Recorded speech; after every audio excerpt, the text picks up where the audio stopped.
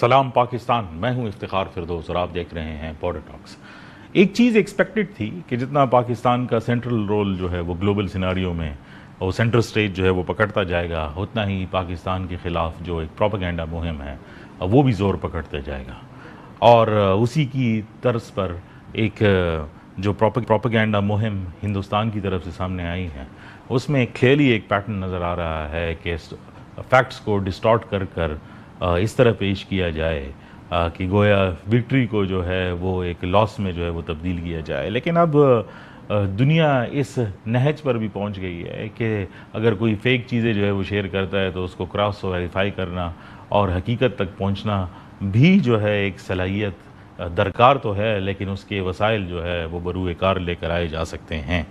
इसी जो है नहज में इंडिया की तरफ से एक डॉक्यूमेंट्री जो है वो बनाई गई, जिसमें उनके आला क़यादत को और उनकी अस्करी क़यादत और जो उनकी लीडरशिप है, उन्होंने आकर ऑपरेशन सिंदूर के हवाले से कुछ ऐसी मनगढ़ंत बातें जो है वो गढ़ी हैं जिसका हकीकत से जो है वो कोई ताल्लुक़ नहीं है। इस पर ISPR जो फ़ौज का तर्जुमान इदारा है, उन्होंने भी एक मौक़िफ़ जो है वो दिया है, जिसमें क्लियरली उसको ना सिर्फ जो है डिनाई किया गया है और रिजेक्ट किया गया है, बल्कि एक जवाब भी दिया गया है कि इस किस्म की डॉक्यूमेंट्री से या फैक्ट्स को डिस्टॉर्ट करके हकीकत को जो है वो छुपाया नहीं जा सकता।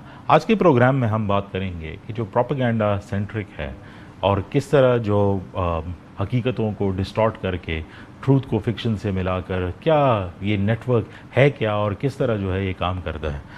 प्रोग्राम में गुफ्तगू के लिए हमें आज ज्वाइन किया है सीनियर दफ्तियाकार जनरल रिटायर्ड जाहिद महमूद साहब। बहुत शुक्रिया जनरल जाहिद साहब टाइम देने के लिए। जाहिद साहब, सबसे पहले तो ये बताएं कि ये जो मार्का हक में पाकिस्तान को कामयाबी मिली है और ऑब्वियसली बतदरीज उसे एक पैटर्न जो है वो शुरू हो गया है कि पाकिस्तान जो है वो एक ग्लोबल सेंटर स्टेज में आकर इस टाइम पर एक ऐसी पोजीशन में है where it is not just net security provider के तौर पर उसको जो है वो देखा जा रहा है, बल्कि एक स्टेबलाइज़र के तौर पर, ग्लोबल स्टेबलाइज़र के तौर पर भी देखा जा रहा है।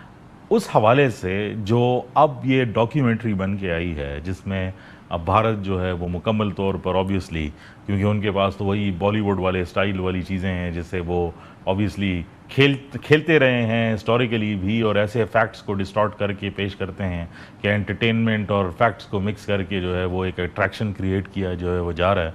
लेकिन इम्पॉर्टेंट बात यह है कि इसको इस टाइम पर कैसे डिकोड किया जा सकता है। How do you see it?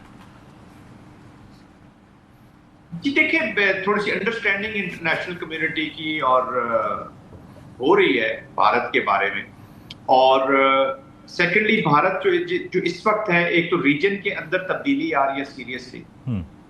जैसे अभी आपने बांग्लादेश को देख लिया, स्ट्रेटेजिक ऑटोनॉमी की बात कर रहे हैं, वो इक्वल सॉवरेनिटी की अपनी बात कर रहे हैं, स्ट्रेटेजिक ऑटोनॉमी की बात कर रहे हैं, इक्वल फुटिंग पे रिलेशनशिप की बात कर रहे हैं। नेपाल जैसा मुल्क आप देख रहे हैं कि वो अपने आप को चेंज कर रहा है, तो वो रिवाइज कर रही है तमाम रीजनल कंट्रीज भी, और इंटरनेशनली आपने देख लिया मार्के हक का आपने बिल्कुल सही अंदाजा लगाया कि मार्के हक ने पाकिस्तान को तो वैल्यूएबल किया ही किया, या उसको इफेक्टिव किया, भारत को वल्नरेबल भी बहुत कर दिया in all domains, in diplomacy, in politics. देखिए ना कितनी कंडेमिनेशन हुई, जो भी वो ड्रामा रचाया गया था पुलवामा का, आप लोगों को पता चल गया इंटरनेशनली भी, रीजनली भी। अब सिर्फ रह गया डोमेस्टिक ऑडियंस जो उन्होंने पागल किए हुए हैं, and it has more to do with their local elections also जो अब होने वाले हैं। ये तो अभी देखिए, वहां लिक्विड पार्टी देखने बिन गवर के आपने सिक्योरिटी मिनिस्टर के बयान सुन लिया कि 30-40 फलस्तीनी हमें रोज मारने चाहिए। जैसे वो तीतरों के शिकार पे नहीं किया होता कि जी हमें 30-40 काउंट करके लाने हैं, बर्ड्स मारने। और नॉनसेंस जो है इस तरह की, वो दुनिया जो है वो उस पर कोई रिस्पॉन्स वैसा नहीं आ रहा कि इनका जो लीगल फ्रेमवर्क है, या जो एक माइंड सेट है, या जो एक अप्रोच है, इंटेंट देखे ना पूरी स्टेट की, मिनिस्टर से आना स्टेट की इंटेंट है। अच्छा, यहाँ पे भी इंटेंट नजर आती है इंडियंस की।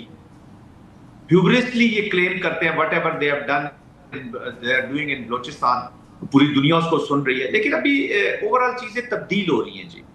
पाकिस्तान भी रेलेवेंट हो रहा है, और ऑफ कोर्स नेक्स्ट जो है मैं बहुत जल्द देख रहा हूँ कि अब अफगानिस्तान के अंदर थोड़ी सी involvement, international and regional involvement थोड़ी सी बढ़ेगी in other domains other than the kinetics, क्योंकि अफगानिस्तान का एक काइनेटिक कैन बी वन लेकिन उसके बाद जो नई चीज जन्म लेती है वो भी काइनेटिक के जोर पे या करप्शन के जोर पे अपनी पावर को एग्जीक्यूट करना चाहती है। अभी तक अनफॉर्चुनेटली अफगानिस्तान के अंदर अफगानियों के लिए और अफगानिस्तान के लिए कोई लीडरशिप अभी हमारी लाइफ टाइम में तो हमने कोई नहीं देखी। बबरक कार्मल से लेकर आज तक आप देखें किसी के पपेट के तौर पे वो जरूर खेलते रहे। अब तालिबान आए हैं तो ये पहले तालिबान आए थे तो वो अलकायदा के पपेट बन गए। अगर अलकायदा उस वक्त उसको एंटरटेन न करता तो आज तालिबान का रजीम हो सकता है अफगानिस्तान को काफी बेहतर स्टेबलाइज कर चुका होता। लेकिन आपने अलकायदा और फिर आप उससे निकल ही नहीं रहे क्योंकि इन्होंने पिछली वॉर में हमारी सपोर्ट की थी तो देयर प्रायोरिटी इंटरेस्ट उन्होंने चेंज ही नहीं किया। अपने लोग निकाल दिए उन्होंने, लेकिन इंटरनेशनल कंट्रोल्ड क्यास का वो विक्टिम जरूर है। मैं इसको हमेशा इंटरनेशनल कंट्रोल्ड क्यास ही कहता हूँ जी। मैं नहीं मानता कि कोई ऐसी ऑर्गेनाइजेशन अपने जोरे बाजू पर एग्जिस्ट रह सकती है या प्रोलॉन्ग प्रोट्रैक्टेड वॉरफेयर में सिचुएशन क्रिएट कर सकती है। तालिबानों ने भी कोई ना कोई फायदा उठाया जिन कंट्रीज के इंटरेस्ट थे उनसे, और हम भी उसी का विक्टिम रहे। हम भी कल तालिबानों को सपोर्ट इसलिए करते रहे कि हम स्टेबिलिटी चाहते थे अफगानिस्तान के अंदर, कि किसी तरीके की स्टेबिलिटी ले आए। और फिर रिलीजन को तो आपको पता है पास्ट में भी हर जगह पे यूज होते हैं। इवन अभी जूइश वॉर में भी जूडाइज्म की आपने बातें सुनी, आपने क्रिश्चियनिटी की बातें सुनी, बहुत सारी चीजें देखी। तो एक वो फैक्टर भी आ गया अफगानिस्तान के अंदर भी, वो फैक्टर रहा, लोग उनको इस्तेमाल करते रहे। तो आई थिंक रीअलाइनमेंट हो रही है, रीअसेस किया जा रहा है रीजन्स को, और भारत जो है they have lost a lot in many domains अभी प्रेजेंट सिनेरियो के अंदर। और अब डोमेस्टिकली भी आप देखेंगे कि उनके अंदर ऊपर जो है वो प्रेशर बिल्ट होंगे और उनको रिस्पॉन्ड करना पड़ेगा। लेकिन जाहिद साहब जो उनके ऊपर प्रेशर तो ऑब्वियसली नजर आ रहा है, और जितने भी आप उनकी तरफ से अगर कोई सीरियस और लॉजिकल जो है वो एनालिस्ट हैं, वो इनवर्ड क्रिटिसिज्म जो है अब बढ़ती हुई जो है वो नज़र आ रही है। लेकिन उसके बावजूद हम देख रहे हैं कि वो इसी को एक्सटर्नलाइज करते रहते हैं। और अभी हालिया दिनों में उन्होंने फिर पाकिस्तान पर जो है वो एक झूठा इल्ज़ाम जो है वो लगा दिया कि दहशतगर्दी का कोई नेटवर्क था, और ऐसा लगता है जैसे कोई शहजाद भट्टी नामी कोई शख्स उन्होंने ईजाद कर दिया, जिसमें वो कह रहे हैं कि उसने एक नेक्सस जो है वो चला रहे थे। और अगर आप उसकी डिटेल्स जो है वो देखें तो उसमें तो ऐसा क्लियरली जो है वो नज़र आता है कि गोया जो है ये पाकिस्तान की चार्जशीट उनके खिलाफ है जो उन्होंने उनमें डिटेल्स जो है शेयर की हुई है। जी बिल्कुल, देखिए अभी तो ये जो इनका फेक इंफॉर्मेशन सिस्टम्स है, पूरा एक प्रॉम्प्ट चलाते हैं वो मीडिया का, और फिर they create threat, they create characters. जिस तरह पुलवामा में आपने देख लिया, पहलगाम में आपने देख लिया, अपने ही लोगों का खून करते हैं, उसी से कहानी लिखते हैं। तो नंगे हो रहे हैं पूरी दुनिया के सामने। जो इंडियन एंटी सिक्स जो इनका नेटवर्क था, जो एंटी कनाडा में, और वहां पे वो पूरे का पूरा पकड़ा गया, और सरकारी सरपरस्ती में जो बेशनाई गैंग का आपने देख लिया, फिर कनेक्शन है इनके गैंग के साथ। तो this has become the lead instrument of their policy. आप you can fool people, all the people for some time, not all the time. तो लोगों को इनकी नैरेटिव की समझ आ गई। लेकिन पहलगाम पे किसने कंडेम किया, या पाकिस्तान का डायरेक्ट किसी मुल्क ने नाम नहीं लिया सिवाय एक अफगानिस्तान के और एक प्रॉब्ली साउथ अमेरिकन कंट्री के अलावा। नोबडी टुक, सबको पता था कि ये ड्रामा है। Why would पाकिस्तान एक ऐसे मौके पर जब वो अपनी इकोनॉमी को एड्रेस कर रहा है, जब अपनी इंटरनल चीजों को एड्रेस कर रहा है, चीजें ठीक कर रहा है, रीजन के अंदर अपनी अप्रोच को ठीक कर रहा है, उस वक्त क्यों पाकिस्तान एक ऐसे इंसिडेंट में इन्वॉल्व होना चाहेगा जो स्कटल कर दे उसका पास्ट की हिस्ट्री को देख के? वो तो लोगों ने अभी समझ लिया है कि this is no more their tactics, this is Indian character, this present भारतीय हिंदुत्व कैरेक्टर है ये जो झूठ बोलना और ये वो, नोबडी इज बाइंग। अभी अफगानिस्तान के साथ देखे, जो अफगानिस्तान के स्टेबिलिटी के लिए या पाकिस्तान ने जितनी एफर्ट, इवन के जब इनकी हुकूमत तालिबानों की, गो के पाकिस्तान को फियर्स बहुत थे। और मैं तो उस वक्त भी किसी ऐसी जगह पे बैठा तो हमेशा ये रिकमेंड करता था कि हमें इतने जल्दी ये जो शादमाने लोग बजाने हैं चाह रहे हैं कि जी अमेरिका चला जाएगा, इट इज नॉट अमेरिका जाएगा, अमेरिका स्टेबलाइज भी करके जाए ना। आज हम विक्टिम हो रहे हैं उनके पुअरली क्राफ्टेड विड्रॉल का, तो स्टेबलाइज करके जाता, कोई लीगल फ्रेमवर्क उसका ठीक करके जाता, कोई पॉलिटिकल फ्रेमवर्क एस्टेब्लिश करके जाता। जिन्होंने मुआहदा करना था, जो गवर्नमेंट थी, उसको आपने मुआहदे पे साइन नहीं करवाए, और आउटसाइड मुआहदा आपने अंडरस्टैंडिंग कर ली कि अशरफ गनी साहब और उनके लोग भी हुकूमत में 51% जो है वो लोग शामिल होंगे और ऑल इंक्लूसिव जाएंगे। और फिर आपने ये समझा वो एक फोर्स क्रिएट कर दी, वो जो ANA क्रिएट की गई थी, अफगानिस्तान नेशनल आर्मी। अब आर्मीज, इफ्तिखार साहब, ऐसे रातों रात आर्मीज नहीं बन जाती कि ये 3 लाख फौज है ये इसका कमांडर है, ये इसका लीडर है, ये इसका कर्नल है, ये ब्रिगेडियर है, ये सार्जेंट है। कल्चर से फौजें बनती हैं, नेशनल पर्पस से फौजें बनती हैं, एक ईथॉस उसमें नजर आनी चाहिए। जी वो नहीं थी ना, तो वो खड़े ही नहीं हुए। उन्होंने बस कमीजें उतारी और आधे तालिबानों के साथ मिलके सीधे हो गए और आधे वेपन लेके गायब हो गए कि चलो जी जब अगली बारी आएगी फिर उसमें देखेंगे। तो वो काबुल का फॉल इतना इमीडिएट हो गया कि that surprise the whole world, और पाकिस्तान भी सरप्राइज हुआ इस काबुल के फॉल के बाद। तो चीजें उसके बाद सीधी हुई नहीं है, and then they have been hijacked by the international syndicates. वो ले गए इनको और अभी यूज कर रहे हैं। इंडिया ने पूरा एक स्ट्रक्चर्ड अपना सिस्टम एस्टेब्लिश किया है and they are using it against Pakistan. अच्छा, तो ब्रेक का टाइम हुआ है, लेकिन वापस आकर थोड़ा जो है ये काउंटर नैरेटिव्स की जो है वो बात करते हैं कि किस ये पूरा जो एक इकोसिस्टम है जिसके अंदर प्रोपेगेंडा जो है वो बनाया जाता है और स्टिग्मेटाइज जो है वो पाकिस्तान को किया जाता है, ये चलता कैसे है? हमारे साथ रहिए। वेलकम बैक नाजरीन। अच्छा जाहिद साहब, हम बात कर रहे थे जो प्रोपेगेंडा वॉरफेयर और रीअलाइनमेंट के हवाले से, लेकिन यूजुअली जो स्टेट बात करती है इन टर्म्स ऑफ प्रोपेगेंडा के हवाले से कि किस तरह इसकी फंक्शनैलिटी है और किस तरह पाकिस्तान को ग्लोबल स्टेज पर जो है काफ़ी अरसे तक जो है वो स्टिग्मेटाइज जो है वो किया जा रहा, और फिर जब उसका एक एक्चुअल प्रैक्टिकलिटी में बात नज़र आई तो पाकिस्तान ने जो है वो बताया भी कि वो सब जो है वो झूठ था, और वो पूरा एक हिस्टोरिकल जो एक बैगेज था, लोग इस पर भी इसकी तरफ भी जो है वो चले गए कि जो पहली किताबें जो है लिखी गई थी और जिसमें हिस्ट्री के बारे में बहुत सारी बातें जो थी शायद अब वो भी मशकूक हैं, क्योंकि उस टाइम पर सोशल मीडिया इस तरह था नहीं और फैक्ट्स इतने ज़्यादा मौजूद नहीं थे, इसलिए जिस मुल्क के पास वसाइल ज़्यादा थे, जिसका प्रोपेगेंडा नेटवर्क बड़ा था, तो उसी ने जो है वो हिस्ट्री लिखी है। लेकिन इस दौर के अंदर how does this ecosystem actually work? देखिए इफ्तिखार साहब, ये पूरा एक आपने बिल्कुल सही और बड़ा जबरदस्त तवज्जो दिलवाई है इस मामले की जानिब। ये पूरा एक नेटवर्क एस्टेब्लिश किया गया है।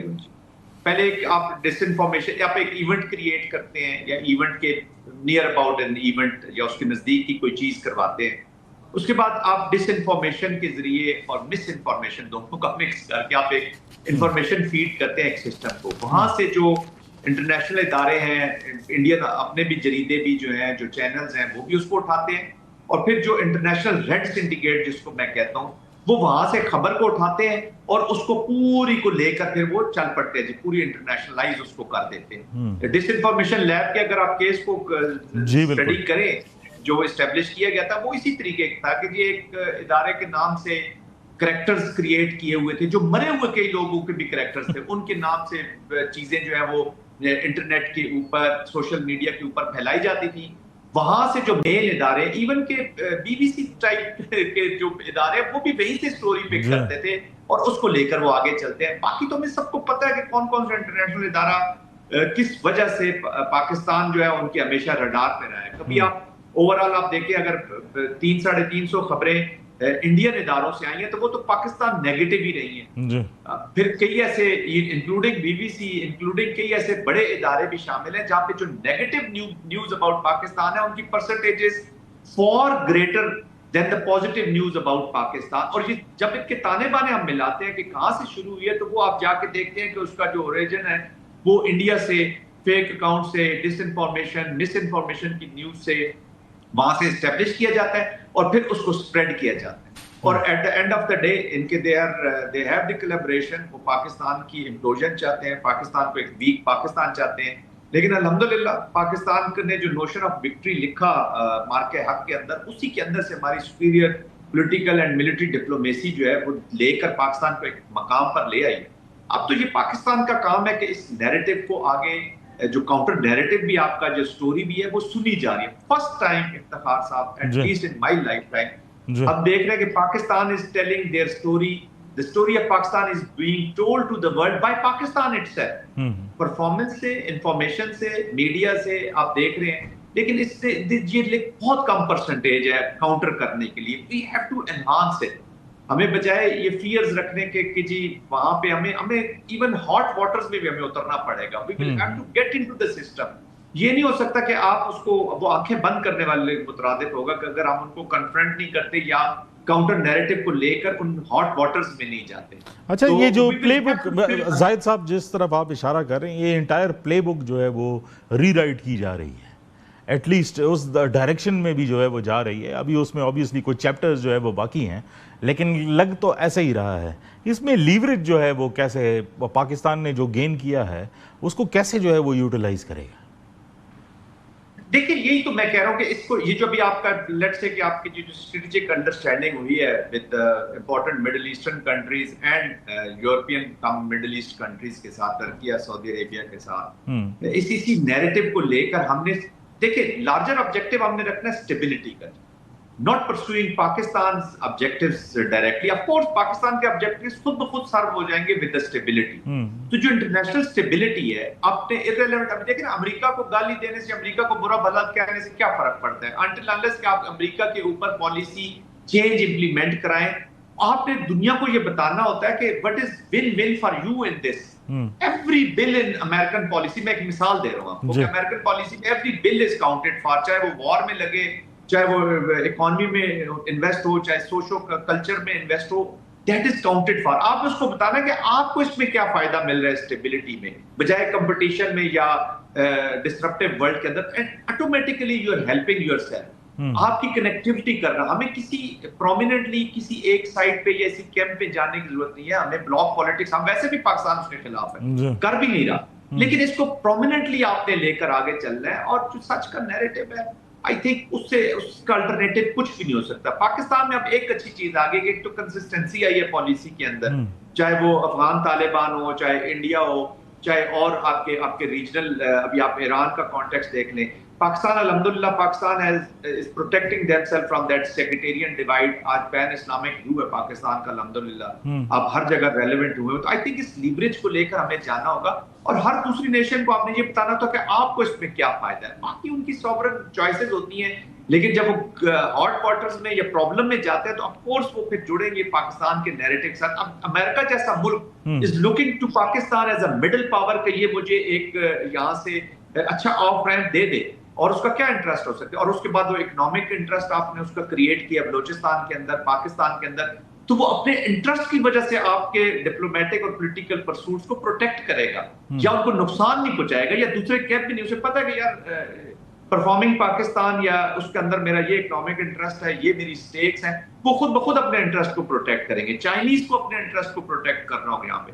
तो आपको कनेक्टिविटी ऑल अराउंड, वो लुक ईस्ट लुक वेस्ट वाला is old school of thought is gone, now look all around है, ऑल अराउंड, इररिस्पेक्टिव कि वो इस्लामिक कंट्रीज हैं, नॉन इस्लामिक हैं, जो भी है। तो आपको अपनी ये लीवरेज और बढ़ानी होगी, आपको रिस्ट्रिक्ट एक लिमिट तक रिस्ट्रिक्ट नहीं रहना होगा। बाकी कुछ रियलिटीज हैं जिनके साथ हमें एडजस्ट करना होगा, कुछ रियलिटीज अराउंड द वर्ल्ड है, उनके साथ एडजस्ट करना होगा by protecting our own interest. तो I think Pakistan is moving in the right direction. बस ये जो अभी इंटरनल हमारी चीजें हैं, इनको जरा क्विकली हमें ठीक करने की जरूरत है। बहुत शुक्रिया जनरल जाहिद साहब आपके टाइम। नाज़रीन, गुफ्तगू जो है वो आपने सुनी, एक मल्टी वेक्टरल गुफ्तगू जिसके अंदर बहुत सारे पहलू जो है अंडर डिस्कशन आए हैं। लेकिन ऑब्वियसली जितना पाकिस्तान का रोल जो है वो बढ़ता जाएगा, उतना ही जो पाकिस्तान मुखालिफ प्रोपेगेंडा है उसमें भी तेज़ी जो है वो वाक़ई होगी। लेकिन एक बात तो हकीकत है कि जो इज़्ज़त खुदा ने पाकिस्तान को बख्शी है और जिस स्टेज पर, जिस नहज पर पाकिस्तान आज खड़ा है, उसमें रूम बहुत ज़्यादा है, not just for its own sustainability और economic viability, बट एक ग्लोबल अप्रोच के साथ, जिस तरह जाहिद साहब ने कहा, हर तरफ से जो नेशनल इंटरेस्ट को सूट करता है वो सारी बातों को अचीव करने का एक अहम मौका हमें कुदरत ने दिया है। प्रोग्राम में गुफ्तगू का सिलसिला जारी रहेगा, देखते रहिएगा बॉर्डर टॉक्स।